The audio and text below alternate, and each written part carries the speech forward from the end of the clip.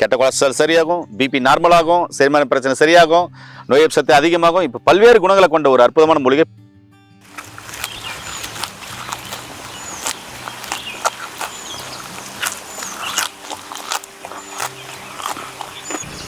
சூப்பராக இருக்கு.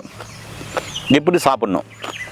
ரத்த அழுத்தம், அதாவது ஹை பிபி சம்மந்தமான பிரச்சனைகளை முற்றிலுமாக சரி பண்ணும். காய்ச்சல், இரும்பல், மலச்சிக்கல் இருக்குதுன்னா இதை தொடர்ந்து சாப்பிட்டு வந்தீங்கன்னா அந்த பிரச்சனைகளை கொஞ்சம் கொஞ்சமாக சரி பண்ணி முற்றிலுமாக குணமாக்கும். உணவு நேயர்களுக்கு வணக்கம். நானும் உங்கள் சொன்ன ஹரிதாஸ். ஒரு மூலிகை பல்வேறு குணங்களை பெற்றிருக்குது. அதை நம்ம தினமும் பயன்படுத்துவோம், நமக்கே தெரியாது. இந்த நோய்கள்லாம் குணமாகுமா, ஆச்சரியமாக இருக்குது அப்படின்னு பார்ப்பீங்க. கெட்ட கொலஸ்ட்ரால் சரியாகும், பிபி நார்மல் ஆகும், செரிமான பிரச்சனை சரியாகும், நோய் எதிர்ப்பு சக்தி அதிகமாகும். இப்போ பல்வேறு குணங்களை கொண்ட ஒரு அற்புதமான மூலிகை புளிச்சிக்கீரை. தம்பி, நம்ம ஏதோ சொல்லணும்னு பார்த்தா பளிச்சுன்னு புளிச்சிக்கிறேன்னு சொல்லிட்டு அப்படின்னு சொல்ல வரீங்க. அதுதான் உண்மை. இது எவ்வளோ நாள் குடும்பம் தான் கேட்குறீங்க. அந்த மூலிகை பற்றி இந்த முழு தகவலும் இந்த வீடியோவில் பார்க்கலாம். வாங்க மூலிகை பார்த்து போகலாம். நேரில் இப்போ நீங்கள் பார்த்துருக்கிறது தான் புளிச்சிக்கீரை. நான் இவ்வளோ சொன்ன நன்மைகள் எல்லாம் இதில் இருக்குது. நான் சொன்ன நோய்கள் எல்லாம் குணமாகும். ஆனால் கம்பல்சரி வாழ்வியல் முறை, உணவியல் முறை, சரிவிகித உணவு எடுத்திங்கன்னா எந்த நோயும் வராது. இங்கே பாருங்கள், பூ இப்படி தான் இருக்கும். புளிச்சிக்கீரையில் பூ இப்படி இருக்கும், ரெட் கலராகவும் பூக்கும். இப்போ நான் காமிக்கிற இடம் பார்த்தீங்கன்னா ஒரு இயற்கை விவசாயம் இருக்கிற ஒரு இடம். அற்புதமாக இருக்குது. இங்கே எந்த வகையான ரசாயனமும் கலக்கப்படலை. எல்லாம் நெல் தோட்டம், அந்த தோட்டம், இந்த தோட்டம் நிறைய இருக்குது. இதில் இந்த புளிச்சிக்கீரையை எப்படி சாப்பிட்லாம் நிறைய பேர் கேட்குறீங்களே. நான் உங்களுக்கு சாப்பிட்டு காமிக்க போகிறேன் பாருங்களேன். இப்போது இங்கே ஒரு செடி இருக்குது. இந்த செடியை பார்த்தீங்கன்னா இந்த இவ்வளோ எடுத்துக்கிறேன். இது புளிச்சிக்கீரை.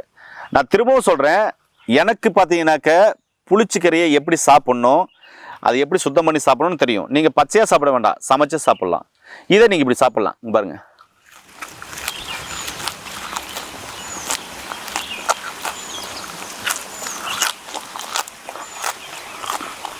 இந்த புளியாம் பூவை சாப்பிடுவீங்கள அந்த டேஸ்ட்டு, புளியாம் பழத்தை சாப்பிடுவீங்கள அந்த டேஸ்ட்டு தான் இருக்கும். சூப்பராக இருக்கு. எப்படி சாப்பிடணும்? நீங்கள் காலை மதியம் பார்த்தீங்கன்னாக்கா கூட்டாவோ, சட்னியாவோ, சாம்பாராவோ கூட வச்சு சாப்பிட்லாம். ரத்த அழுத்தம், அதாவது ஹை பிபி சம்மந்தமான பிரச்சனைகளை முற்றிலுமாக சரி பண்ணும். காய்ச்சல், இரும்பல், மலச்சிக்கல் இருக்குதுன்னா இதை தொடர்ந்து சாப்பிட்டு வந்தீங்கன்னா அந்த பிரச்சனைகளை கொஞ்சம் கொஞ்சமாக சரி பண்ணி முற்றிலுமாக குணமாக்கும். கெட்ட கொழுப்பு அதிகமாக இருக்குது, அதுக்காக மாத்திரை போட்டுக்கிறோன்னா மாத்திரை போட்டு இந்த கீரையை சாப்பிட்டீங்கன்னா கெட்ட கொழுப்பு முற்றிலுமாய் கரைஞ்சி உங்களுக்கு நல்ல கொழுப்பு உற்பத்தி அதிகமாகும். உடலில் நோய் எதிர்ப்பு சக்தி இதை சாப்பிடும்போது அதிகரிக்கும். இந்த புளிச்சிக்கீரை வேறு என்னென்னலாம் செய்யும் அப்படின்னு சொன்னால், புளிச்சிக்கீரையில் நீர்ச்சத்து அதிகமாக இருப்பதால் ரத்த அழுத்தத்தை கட்டுக்குள்ளே வைக்குங்க. புளிச்சிக்கீரை தவறாமல் நம்ம சாப்பிடும்போது உடம்புல நோய் எதிர்ப்பு சக்தி அதிகமாகும், மலச்சிக்கல் சம்மந்தமான பிரச்சனைகள் சரியாகும்.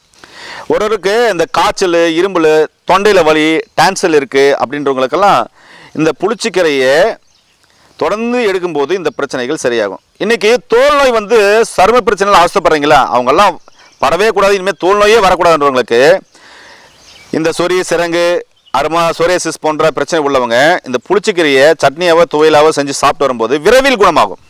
நேரில் நான் சொன்ன எல்லா விஷயமும் பார்த்தீங்கன்னா இதில் இருக்குது. நல்லா டேஸ்ட்டாக இருந்துச்சு, புளிப்பாக இருந்துச்சு. நான் சாப்பிட்டு காமிச்சேன்.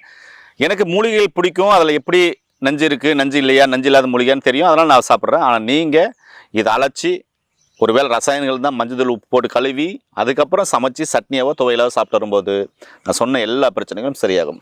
நன்றி, வணக்கம்.